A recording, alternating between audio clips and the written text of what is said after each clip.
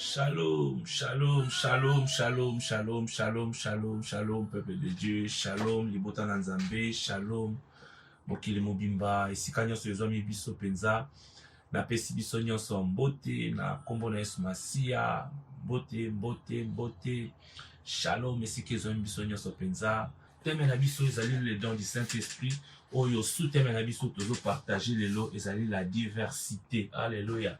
La diversité des dons. Alléluia. La diversité des dons. Nalingaka teme oyo mingi po yango eza monene, yango eza malamu penza, yango eza makasi, eza moko ya biloko oyo tomesana kosalela na bomoi na biso, eza moko ya ba œuvre oyo Nzambe atia kati na bomoi na moto po te biso toyeba ko travailler nango, toyeba ko vanda nango, po te yango etondisa biso kati na mosala na Nzambe, na mokanda na ba acte oyo totangaki na ba Ephrésien, pardon, tomonaki ba diversité oyo Yesu Masia atikaki na ba ekoli, atikaki na basali na ye, balobi ainsi qu'il est monté au ciel, il a donné les dons, il a libéré les captifs, il a donné les dons aux uns, akabola ki ba makabo apesa ki etoué consort, kasi kati na makabo wana to oyebaki ko notifier ba certains dons oyo esala ki ete bato bayeba ko utiliser et kota na mosala na Nzambe ezala oyo ba dons ezaki attribué même pas et pas na biso bato, ah je suis ton fils spirituel okamati di kabobo na pesio, je t'impose le main pour te na pesa wali ka kasi bane ko dépendre na moto te, ezaki makabo oyo bane ko dépendre kaka na Nzambe ye moko bongo na nzela ya molimo mosala. Diversité des dons, diversité yango elingi koloba nini? Diversité na lokota ali français bazolimola biso ete une variété ou une pluralité ou une multiforme. Diversité elingi koloba ka multiforme. Diversité elingi koloba variété. Tant que le variété, surtout terme ou la variété, tout le barango mingi na lokota na biso ya lingala nde to sanksara na lokota ali français, to lobi ete variété, variété ezaneti ba sorte ebele, ba lolenge ebele, pluralité donc ba multiples possibilités, ba multiples moyens, ba multiples capacités. Oyo esengeli te esalaka kati ezosangisa terme oyo tozoloba diversité. Diversité des dons oyo yango nde ezali mama ya likambo na biso na après-midi na lelo. Diversité des dons. Na kati na diversité des dons tozomona action, don, le mot don. Tozomona don wana toza na diversité et bongo toza na don. Diversité ndenge tolobi ezali variété ya makambo et bongo le mot don ezali action de donner, de céder quelque chose que l'on possède. Donc don ezali action ya ko céder, ya ko pesa eloko moko songolo pakala oyo zana moto mona kangona ba différentes possibilités ya ba momo na biso ba vie na biso, ah nazaki eloko moko boye na sedango pa ndeko songolo pakala, nazaki eloko moko boye na bolingo na volonté na ngai na pesi yango ndeko moko songolo pakala, na bolingo to ndeko moko boye na pesi yango pa ndeko kinganzi. Alléluia. Nzambe asala biso bolamu, Nzambe asala biso bolamu, Nzambe asala biso bolamu. Bongo diversité des dons, les abadons oyo eza attribués par les dons du Saint-Esprit. Alléluia. Diversité des dons, les dons oyo na manière tokoko bengango les dons du Saint-Esprit.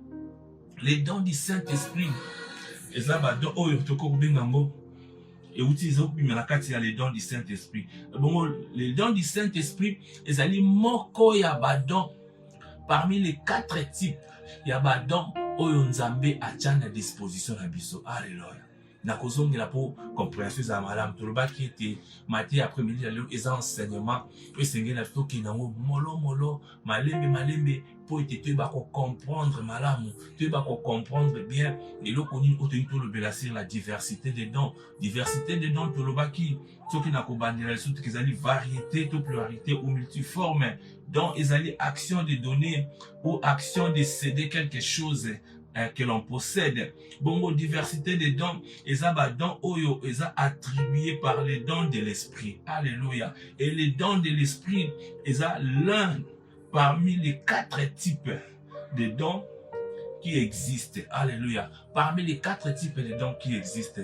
Bon, parmi les 4 types de dons qui existent, bien aimé, là-bas qui tous à la très attentif na après-midi na lelo uta mokona lelo to bandi enseignement oyo sika, enseignement oyo ko sunga biso, enseignement oyo ko pesa biso maele, enseignement oyo ko fungola biso vraiment esprit pe connaissance pour te baka ko ça la différence, te baka différencier certaines choses quand na makambo na Nzambe. Et tant que moi na Nzambe, et tant que chrétien nyonso sengeli na biso to yebaka makambo oyo po yango eza très important na makambo oyo nyonso. Nzambe apambola bino, Nzambe asala biso bolamu, Nzambe akobala biso uta bibandete etikino na suka.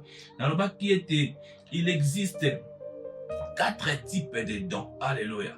4 types de dons. Parmi les 4 types de dons, premier don tozomona, il y a les dons de Dieu. Alléluia. Les dons de Dieu. Les dons de Dieu, ils ont les capacités divines qui est donnée à l'homme. Ce qui est dans Romains 12, tikuna toko iba ko limbola ngo toko kotela ngo molo na mozindo toko iba ko limbola chaque don malembe yango enseignement où ils a vraiment monene et c'est ngena biso to ça très attentif bien aimé tant yo koti na biso ensemble pour na kolanda enseignement oyo bien aimé somba kae na yo somba bike na yo banda kokoma soki motuni zali et tout ça ba messagerie na box na biso kuna okomeli biso na box wana tokoyanyola motuna na yo. Alléluia. Nzambe apambola bino. Merci na régie, merci na régie totangi yango so tokomi kuna Romains 12 ok tina suka kuna Romains 12 kuma na 5 tina 12 oizo limbolé la biso penza ba possibilité ya capacité divine qui est donnée à l'homme maintenant les dons de Dieu. Alléluia. Parmi les 4 types de dons, tozana don na yambo o ezali les dons de Dieu. Les dons de Dieu o ezali capacité divine qui est donnée à l'homme. Oya mi balé tozali nango les dons de Christ. Les dons de Christ ezali ba dons que Christ a donné pour le service du ministère. Troisième type de don tozana nango ezali les dons de l'esprit. Les dons de l'esprit oyo tolingi to lobela ngo penza na après-midi na lelo, les dons de l'esprit oyo toko développer makasi penza na kati na après-midi na lelo pe na période oyo surtout toko partager les dons de l'esprit. Les dons de l'esprit oyo toko kota na mozindo e kozwa biso mwa mikolo po te to décortiquer yango penza malamu po te to ba ko limbola ngo penza nyonso malamu fait que le peuple de Dieu bazwa connaissance ya mateya oyo toza kopesa na après-midi ya lelo.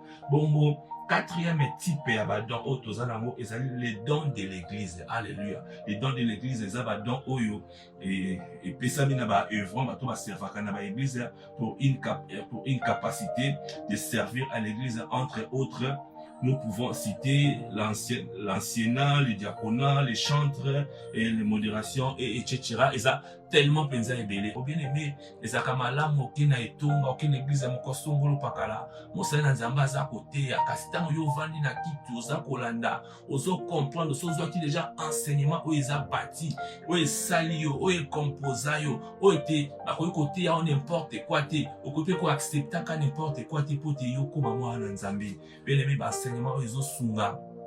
Zwango zwa kaye zwa bike za nango pembeni nzambe asala biso bolamu nzambe asala biso bolamu kasi lokoto lobaki ete teme na biso ko ezaka ka mwa définition na mikai kopesa pour te to kota na dimension ya ko comprendre te ba don to lobelaka e utaka wapi ebimelaka wapi ezalaka sika nini e bandeli ndenge ni to koma kati na ba don o makabo o kilikili na limboli lisusu ko loba ete tozali na 4 dons 4 types ya ba dons. Na 4 types de badon anande yango sangisi badon ebele kasi bakaboli yango na biteni dons de Dieu, les dons de Christ, les dons de l'esprit et les dons de l'église. Yango na pende sali biso ete pour te biso tozala penza to ba ko développer makambo oyo nzambe asala biso bolam. Kasi lelo to kota pena na muzindo ya masolo tozobenga les dons de l'esprit. Diversité des dons, diversité et l'ikoloba variété, donc en quelque sorte la variété des dons. La variété. Alors, quand la variété des dons, la Bible dit 9 sortes de variété des dons. En termes bibliques, il existe 9 dons de l'esprit, les 9 dons spirituels, communément appelés, communément cités, communément prescrits, les 9 dons spirituels. Donc, quand on a matin, nous sommes bongoli ango, to commissi ango, 9 variétés à dons du Saint-Esprit. Alléluia. Zambé asala biso bolamu. Nzambe apambola biso penza mate ya kitoko o tosengeli kolanda na après-midi na lelo nkolo asala biso bolamu nkolo azala na biso. Alléluia, alléluia, alléluia. Parmi les 9 dons, quels sont les 9 dons spirituels? 9 dons, variété, 9 variétés ya dons wana yango ezali don nini? Tokobanda kotanga ngo lelo dona yambo o tokolobela na après-midi na lelo o tozo kota na mozindo penza ya kolimbola na okenkana na description générale bona dimanche o ezakoya tokoyeba suko dinda lisusu mwa mukie po toyeba kolimbola étape par étape po tozwa connaissance o esengeli na biso. Parmi les 9 dons du Saint-Esprit, tozali na premièrement la diversité des langues. Alléluia. Diversité des langues. Na kati na diversité des langues, tokomona ba sorte ba langue, tokomona ba lolenge bele ba langue spirituelle oyo lobamaka tango to bondelaka quelqu'un qui parle la langue ikobo shondo raka ba sheni diversité nango tokoyekola ngo awa. Deuxièmement, nous avons interprétation des langues. Tant que diversité à la langue epimi, nous avons la langue kuna songolo pakala. O alobi a langue boye, o alobi boye. Ah oui, kuna zolo bandira zolo ba Kikongo. O kuna zolo bandira zolo ba Chiluba. O kuna zolo bandira zolo ba Kitetela. O kuna zolo bandira zolo ba Portugais. Alléluia. Kasi interprétation à la langue wana nyonso. Alléluia. Il est ezama kabo. Tango mutu akoki kozala na diversité ya ba langue ezali kabo, c'est un don. D'autres baki définition ya don avec action de donner et de céder. Eza don oyo Nzambe moko nda apesi yango epai na bato. Totanga na maloba na Nzambe na mokanda na 1 Corinthiens 12:4 tina 13. Alléluia. Pour ce qui concerne les dons spirituels, je ne veux pas, frères, que vous soyez dans l'ignorance. Vous savez que lorsque vous étiez païens, vous vous laissiez entraîner vers les idoles muettes selon que vous étiez conduits. C'est pourquoi je vous déclare que nul s'il parle par l'Esprit de Dieu ne dit Jésus est anathème, et que nul ne peut dire Jésus est le Seigneur si ce n'est par le Saint-Esprit. Il y a diversité des dons. Il y a diversité des dons. Il y a diversité des dons. Alléluia. Je répète ça. Il y a diversité des dons. Mais le même esprit. Diversité des dons. Mais le même esprit. Diversité des ministères. Mais le même Seigneur. Diversité d'opérations. Mais le même Dieu qui opère en tous. Or, à chacun, la manifestation de l'Esprit est donnée pour l'utilité commune. En effet, à l'un est donnée par l'Esprit une parole de sagesse, à l'autre une parole de connaissance, selon le même Esprit, et à un autre la foi par le même Esprit, à un autre les dons de guérison par le même Esprit, et à un autre les dons d'opérer les miracles, à un autre la prophétie, et à un autre le discernement des esprits, et à un autre la diversité des langues, à un autre interprétation des langues. Un seul et même esprit opère toutes ces choses et les distribuant à chacun en particulier comme il veut. Alléluia. Comme il veut. Car comme le corps est un en plusieurs membres, et comme tous les membres du corps, malgré leur nombre, forment qu'un seul corps. Ainsi en est-il de Christ. Nous avons tous en effet été baptisés dans un seul esprit pour former un seul corps, soit juif, soit grec, soit esclave, soit libre, et nous avons tous été abreuvés d'un seul esprit. Alléluia. Nzambe apambola biso, Nzambe asala biso bolamu, Nzambe asala biso ngolu bien-aimé. Car on est dans koloba awa diversité des langues. Awa apôtre Paul azoloba na ba Corinthiens. Apôtre Paul azoloba na azotinda maloba, azako expliquer na ba peuple ya église ya Corinthe. Bien aimé oyebi na tango na Corinthe soki tokokota na mwa mozindo mpona kolimbola verset oyo. Corinthe ezalaki ville oyo ezalaki na entre Mélopotème na kati wana, ezalaki ville moko ya malamu, ville moko ya kitoko oyo tobengaka na mokona lelo ba ville moko touristique na kote ya Grèce. Alléluia. Ezalaki ville moko touristique oyo batu babandaki koya, batu bandaki koleka na bato malonga pe bazalaki na bakote ya bato bazalaki na mwa misolo mwa ba possibilité bandaki ko vivre na bakote wana. Bongo ezalaki mbala ya liboso apôtre Paul akoma na esika wana. Apôtre Paul avandi banda mbula mobimba kati na territoire wana. Bongo aye ko créer église. Tango a créer église wana ezalaki rempli de païens. Alléluia. Ba païens bazalaki ebele kati na église wana. Alors apôtre Paul asali mosala na Nzambe o etindemalaki ete pote ya sala ko fungola betonga ko tambola ko évangéliser. Alléluia. Ko évangéliser maloba na Nzambe. Bongo tango apôtre Paul asili kotika basali o basala kati esika tozomona Apollos baza mo ebele bazaki misato o atikaki bango wana pote batikala kotambusa mosala na Nzambe lolenge elongo bamaki. Bongo abandaki babandaki kokoba na mosala na Nzambe. Apollos na baninga na ye babandaki kokoba na mosala na Nzambe, kasi boni kuna na esika wana tellement ba païen bazalaki ebele, confusion ekomaki kokota. Confusion comment kokota kaka lokwa na mikolo na lelo ya te akamate elala kati ne tonga moko mosali osoka tei ye paza na groupe bandimi na ye, mosali kuna peso ka tei o paza na groupe bandimi na ye, o pasteur atei ngala lingaka mate ya pasteur, o ancien soka tei ngala lingaka mate ya ancien, o diacre soka tei ngala lingaka mate ya diacre. Moi côtérie et comment il salama. Alléluia. Quand dans l'église à la Corinthe, alors bah groupement comment il sala, confusion comment il kota quand dans l'église. Alléluia. Alléluia.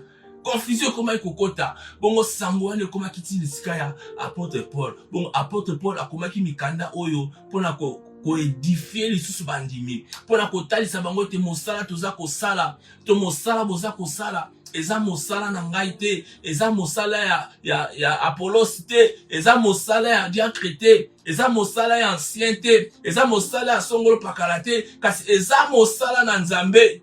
Tala makabo o Nzambe apesi biso, soki lelo Apollos azosala ba miracle, bato bazobika, kaka eza pona Apollos te, kasi eza parce que nguya na Nzambe nde evandi pona ye, pona utilité commune ya biso nyonso. Alléluia. Alléluia. Alléluia. Bien aimé, ba confusion oyo ezalaka ebele na matonga na biso lelo yo. Lelo l'église ezo panzana, l'église ezo kabwana, l'église ezo koma bipai na bipai. Alléluia. Kaka pona kozanga compréhension oyo, pona kozanga kolimbola makambo oyo, pona kozanga kokota na mozindo ya makambo oyo, kota ete eza mosala na ngate nazo sala, kasi eza mosala na papa. Soki likabo moko songolo pakala epesameli ngai, eza pona utilité na ngai te, kasi c'est pour l'utilité de l'autre. Alléluia. Bien aimé, tala ete apôtre Paul a commis na point kokoma ya ko estinda ba lettre ya édification pour ba peuple ya corinthien ba ko comprendre ete kati na etonga fanatisme ezalaka te, kati na etonga parti pris ezalaka te. Nous sommes l'autre fait pour l'autre. Alléluia. Je suis un toi pour toi et tu es un toi pour moi. Je suis un moi pour toi et tu es un moi pour toi. Alléluia. Alléluia. Nzambe apambola yo mama Solange.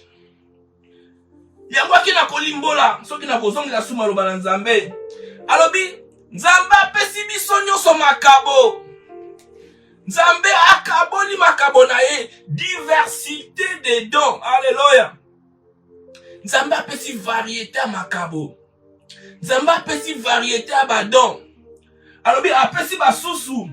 Na kotanga à chacun la manifestation de l'esprit est donnée par l'utilité commune. Abina moto nyonso manifestation ya esprit pour la utilité commune. Bien aimé, Nzambe apesi biso molimo pour la utilité commune. Bien aimé, tout mécano qu'on définir les mots communes. Alléluia. Les mots commune, bien-aimé. Bible les ont mentionné ou bien le mot commune, bien-aimé. Comment ils ont personnel été? Comment ils ont ensemble, na groupement, yabiso nyonso, bien-aimé. Les mots communes. Makabo o epesa meli biso pour la utilité commune. Bien aimé ba j'aime ba like. Et ça la kamala mutan tuza côté tuza ko mona ba j'aime ba like tu comprendre que ma terre malba toujours ba akatesika o ezako kende, ezako kota, ezako bima, ezako kota na mitema na biso tozo zwango en considération. Tango pose bien aimé banda ko partager, banda ko partager kabola maloba oyo ekende bipai na bipai ndeko nyonso ay ba ko se saisir pour te esunga. Alléluia. Pote esunga, alléluia. Alléluia.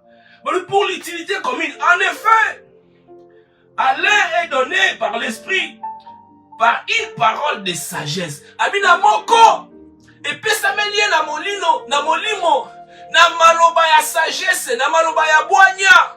Bien aimé, ozana maloba boanya. Oyo ka se mamsuzo parce que na tanga ki classe belé mamsuzo na tsala ki boye yango na komona maloba boanya.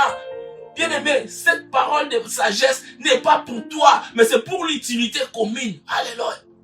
C'est pour l'utilité commune. C'est pour l'utilité commune, bien aimé. Zambati maloba wana pour te ebi que tango yo zolo bela moto maloba wana parole à sagesse wana moto wana zo kangwama moto wana zo mayele moto wana zo comprendre. Peut-être que cette même parole, wana, et qu'on a l'utilité pour nayo. Ce n'est pas pour ton utilité, mais c'est pour l'utilité commune. L'utilité commune, c'est-à-dire l'utilité de l'autre. Alléluia. Le bakisi kotanga.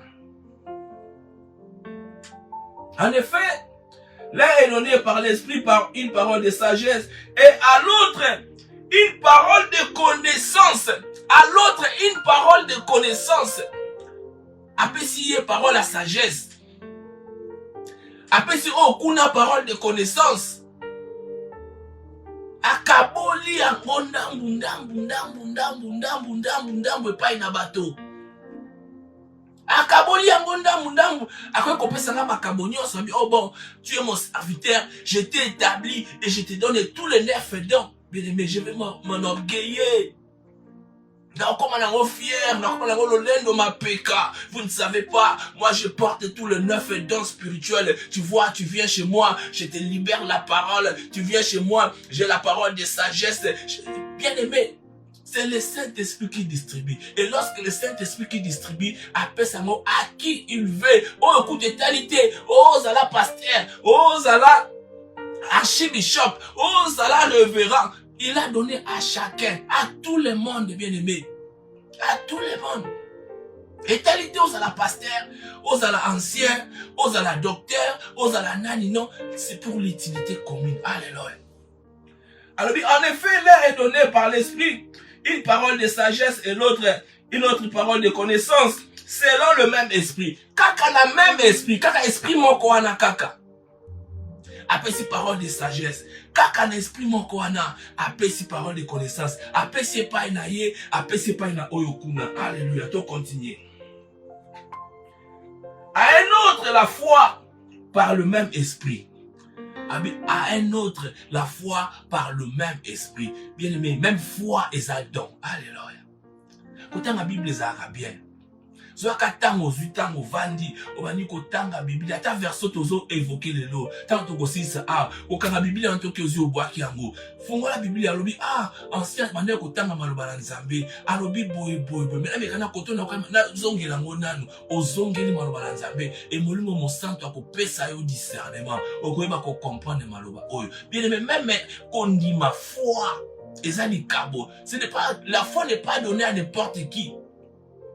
Alléluia. Alléluia. Même foi qu'on y met en Nzambe, c'est un don. Et ça dit Cameroun, Nzamba Pesibiso. Nous avons la foi en Jésus-Christ. Nous avons la foi en Dieu. Alléluia. Et ça dit Cameroun et Pessamelibiso. C'est un don spirituel. Alléluia. À un autre, une parole de connaissance et le même esprit. À un autre, la foi. Alléluia. À un autre, la foi. Par le même esprit. À un autre, les dons de guérison. par le même esprit. Na mosusu apesi don ya guérison. Don ya guérison oyo ezoboma mboka na mokona lelo oyo. Don ya guérison oyo ezokomisa basali na Nzambe borgeye. Don ya guérison oyo ezosala ete bato bakomi kosala nango mombongo. Don ya guérison oyo ekomi ete likabo oyo Nzambe apesi yo. Oyo ekomi lelo bato bakomi kosala nango ba commerce. Alléluia. Les dons de Saint-Esprit. Likabo oyo epesameli biso. Et pas une motonioso. Mais le macabre, ouais, ça me dit, pas pour la utilité, na biso personnel. Mais le Seigneur te donne les dons du Saint-Esprit. Il te donne les dons de guérison. Et on va dire qu'on a don de guérison, au commissaire, on la marchandise, na yo. Au commissaire, on la marchandise, na yo. Ah, je vais te guérir, donne 100. Je vais prier pour toi, donne 50. Je vais prier pour toi, donne 10 000. Je vais prier pour toi, donne ceci. Alléluia. Alléluia. Mais yo ka témoignage à bandeko. Alléluia. Ba don oyo. Ba tu ba komi ko salela ngo lolenge songolo pakala lolenge na bango. Kasi makabo o Nzamba pesi biso. Alobi na biso za pona utilité commune. C'est pour ça apesi yango nyonso pa ya moto moko te. Akaboli yango epai na bato songolo pakala. Pe likabo oyo etali te ke nazala pasteur, nazala docteur, nazala soki sali soki archibishop non, kasi ezali likabo oyo epesameli moto nyonso. Les dons de guérison. Les dons de guérison. Dons de guérison oyo lelo bakoma kosala ngo mombongo akosakana te. Soki ka Nzamba apesa moto mo likabo, soki saisir révélation te. Ah, yakana bonne de la pona yo, tu sais pas, moi quand je prononce une parole et les choses changent, les choses se transforment. Donne-moi 10 000, donne-moi 5 000, fais un enveloppe. Bakoma bisoka na nzela sacrifice. Ça la sacrifice. Alléluia. Ça la sacrifice. Ça la sacrifice, soko sali sacrifice et ngana ko sala bo na ko zongisa bo. Alléluia, ba j'aime ba like si cette parole entre, si cette parole vous édifie, si cette parole bien-aimé ba j'aime ba like et partage. Alléluia. Alléluia. Les dons de guérison. De oh, ceux qui m'ont ça dans Nzambe na mikolo et comment que ceux qui m'ont ça dans Nzambe moko azana droit guérison te au mon église mon tout ça koka va passer belete va balobi balingi là où il y a les miracles, là où les gens guérissent, là où il y a oui, ce n'est pas mal. Mais comment cette personne l'utilise? Alléluia. Comment cette personne utilise ses dons? Pour un intérêt personnel ou pour un intérêt à commun? À un autre la foi par le même esprit. À un autre les dons de guérison par le même esprit. À un autre les dons d'opérer des miracles. À un autre les dons d'opérer les miracles. À un autre les dons d'opérer les miracles. Na basusu apesi bango makambo ya kosala ba miracle. Alléluia. Et le kosala miracle, non pas pour toi, non pas pour se glorifier, mais c'est pour l'honneur, c'est la grâce et la gloire de notre Dieu. Et tous ces dons, je continue à rappeler que c'est pour l'utilité commune. Alléluia. C'est pour l'utilité commune.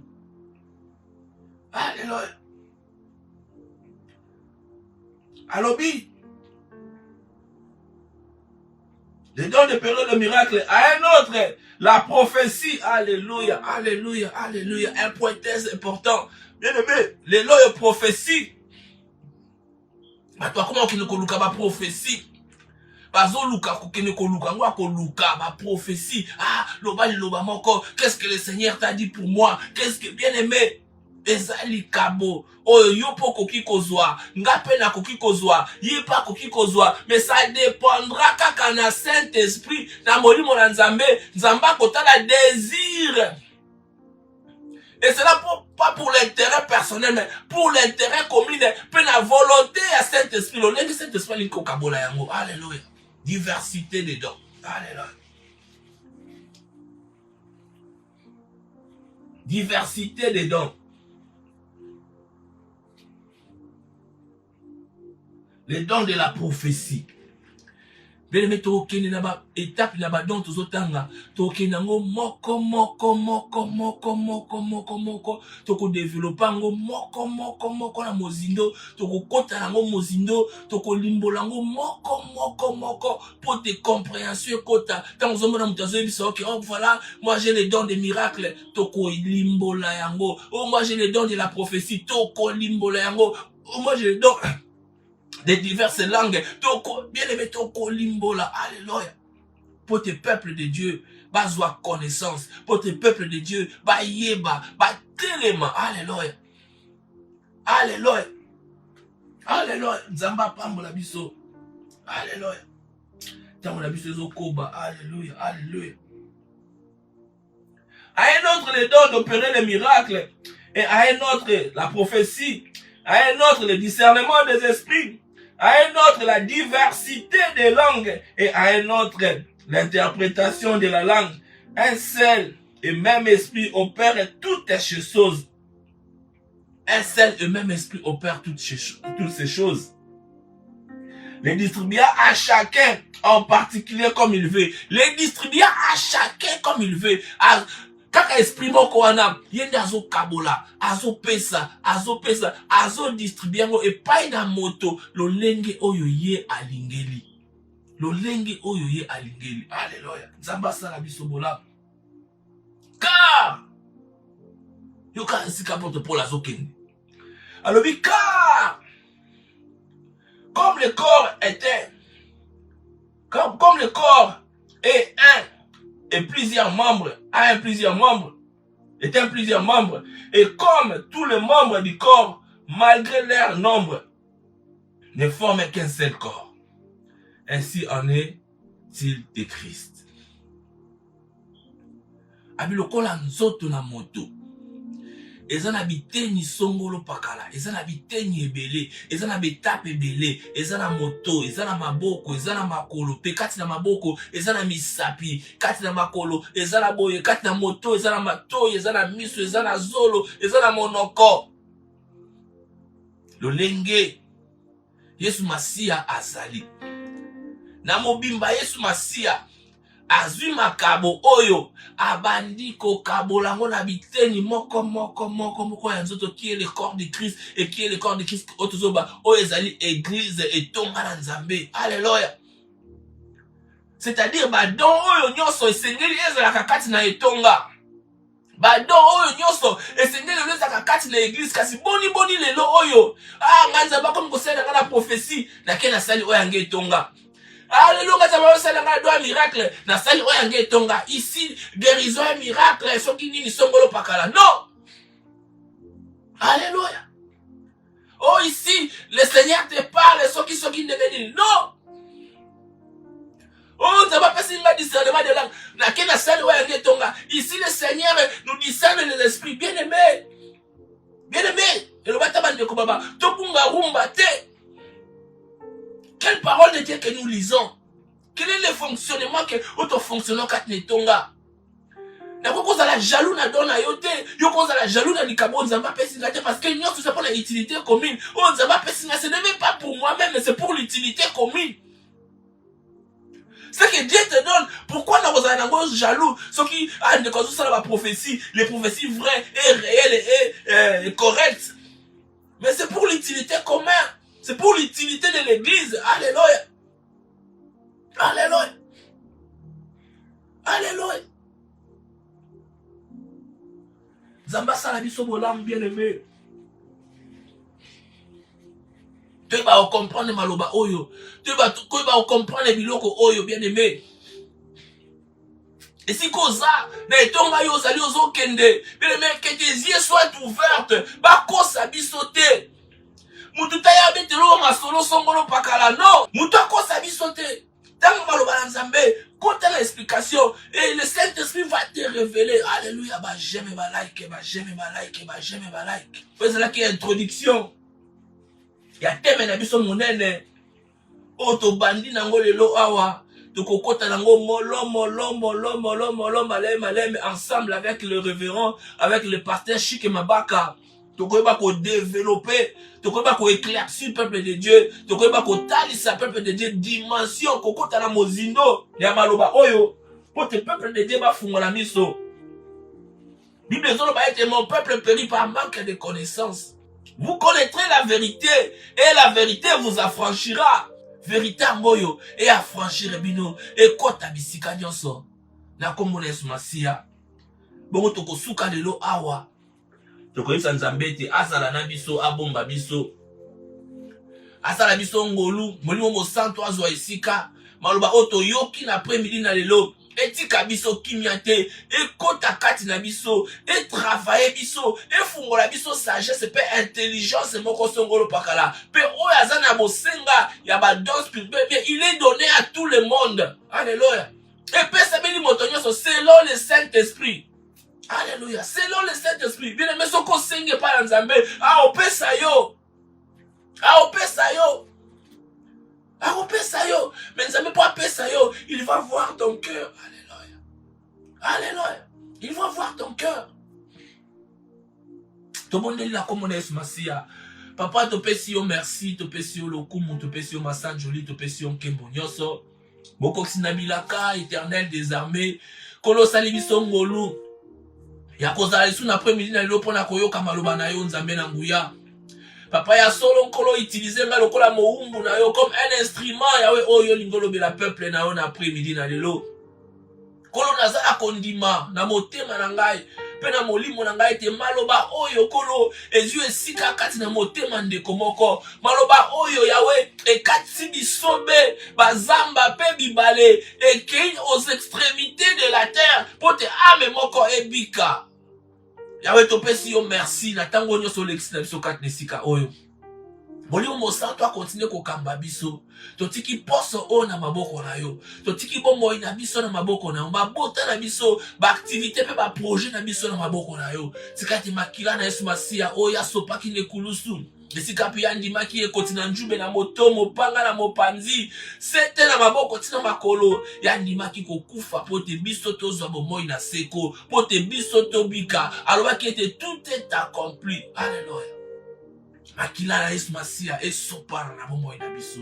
Ezala nguba, ezala mopanga, ebomba biso tango nyonso, précéder biso na nyonso toko entreprendre na poso oyo papa. Tozonga lesu moko neyenga, poto kumisa kombo na yo, poto tato la bikamwa na yo, poto pesa yo lokumu pamba te yo ndo bongi na lokumu. Alléluia.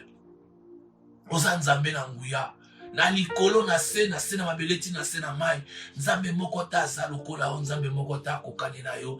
Nzambe moko ta ko ikosala oyo sala kakati na bomoi na biso. Yango to pesi yo nkembo, to pesi yo lokumu, to pesi yo masanjoli na kombo na Yesu Masia. Kombo eleki ba kombo nyoso, pambola ndeko nyoso, o azana biso elongo, pambola ndeko nyoso, o ya ko partager maloba oyo, pambola ndeko nyoso, o ya ko distribuer message oyo eke aux extrémités de la terre, pambola ndeko nyoso nkolo. O azo soutenir ministère oyo Seigneur mon Dieu mon roi.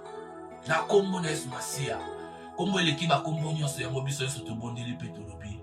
Gloire et louange à toi Seigneur Jésus-Christ de Nazareth.